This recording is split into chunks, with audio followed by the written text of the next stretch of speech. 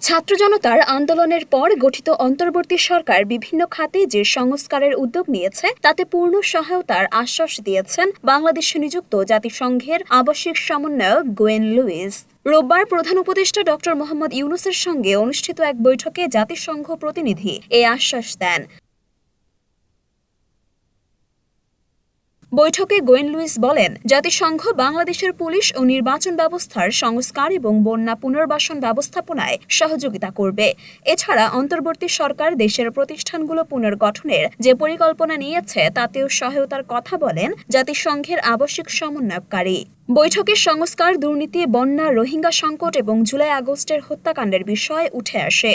জাতিসংঘের নেতৃত্বাধীন তদন্ত দল ইতিমধ্যে জুলাই ও আগস্ট মাসে সংগঠিত হত্যাকাণ্ড ও মারধরের বিষয়ে কাজ শুরু করেছে।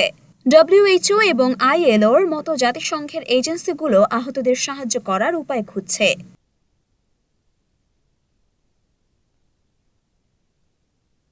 অধ্যাপক ডক্টর ইউনূস দক্ষিণ এশিয়ায় বন্যার জন্য একটি আগাম সতর্কতা ব্যবস্থা চালু করতে জাতিসংঘের সাহায্য চান।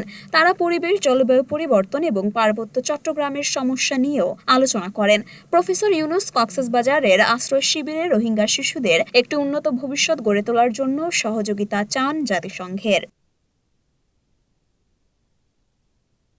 মরিয়ম মিম, ঢাকা পোস্ট।